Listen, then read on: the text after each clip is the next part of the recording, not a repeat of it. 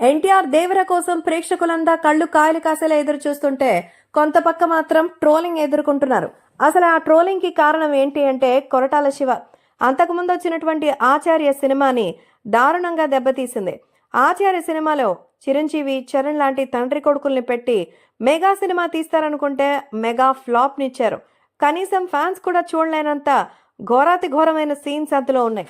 అసలు సాంగ్స్ పరంగా కానీ ఆ పిక్చరైజేషన్ పరంగా కానీ ఏ మాత్రం అసలు ఎక్కడా సైతం కనీసం ఓటీటీలో చూడడానికి కూడా ఎవడు ఇష్టపడలేదు.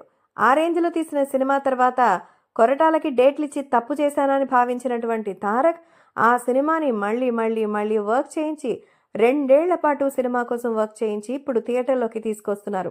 అందుకే దీని గురించి కంపారిజన్ చేసి చూస్తే ట్రైలర్ వచ్చిన తర్వాత మళ్ళీంత కొత్తదనం ఏమైనా ఉందా అంటున్నారు. ఈ సినిమాకి సంబంధించి నిజంగానే తారక్ రిస్క్ తీసుకున్నారేమో అంటున్నారు. సో ట్రైలర్ చూశాక చాలా సినిమాలే గుర్తొచ్చాయి అంటున్నారు. ఆచార్యతో మొదలు పెడితే అందులో పాదకట్టం, సిద్ధవనం అనే 2 ఫిక్షనల్ ప్రాంతాల్లో సినిమా ఉంటుంది. మరి ఒక గ్యాంగ్ కూడా అక్కడ చూపిస్తారు.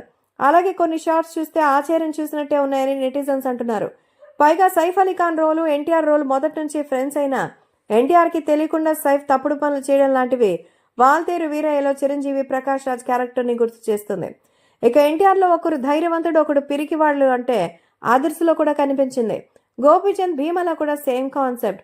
ఇక సినిమాలో ఒక కొడవలి లాంటి ఆయుధం లాంగ్ షాట్ లో ముసుగు వేసుకుని కొడవలి పట్టుకుని కనిపించే షాట్ హాలీవుడ్ యానిమేషన్ సినిమా నుంచి లేపేశారని అంటున్నారు. ఫైనల్ గా నీటిలోంచి సొరచేప గాల్లో ఎగిరే సీన్ చూస్తే విజువల్ వండర్. అవతార్ 2లో తిమింగలంతో హీరో కొడుకు నీటిలో వెళ్లే సీన్ ఇంకా అది గాల్లో ఎగిరే సీన్ గుర్తు చేస్తుందని ప్రభాస్ ఛత్రపతితో సొరచేప సీన్ కూడా పోలుస్తున్నారు. ఒక్క ట్రైలర్లోనే ఇన్ని కాపీ ఎలిమెంట్స్ అయితే సినిమాలో ఏ పాటికి ఉంటుందోనని కంపేర్ చేసుకుంటున్నారు. కొందరు ఎన్టీఆర్ ఫ్యాన్స్ అయితే ఇప్పుడు జూనియర్ ఎన్టీఆర్కి సంబంధించిన దేవర ఎక్స్పెక్టేషన్స్ మరి ఇలా ట్రోల్ చేయాల్సిన అవసరం అయితే లేదని, ఆచార్యకి దీనికి ఎలాంటి మరి దాంట్లో పాదఘట్టం, దీంట్లో సముద్రఘట్టం అంటూ చేస్తున్నవంతా కూడా కేవలం ఈ సినిమాని నెగిటివ్గా ప్రచారం చేయడానికి కొంతమంది చేస్తున్న ప్రయత్నాలని అర్థమవుతోంది. కాబట్టి ఒక సినిమాని సినిమాగా థియేటర్కి వెళ్ళి చూడాలే కానీ ముందుగానే దాని గురించి ఇట్లా రచ్చరాద్ధాంతం చేయడం సినిమా లవర్స్కి ఐతికం కాదు.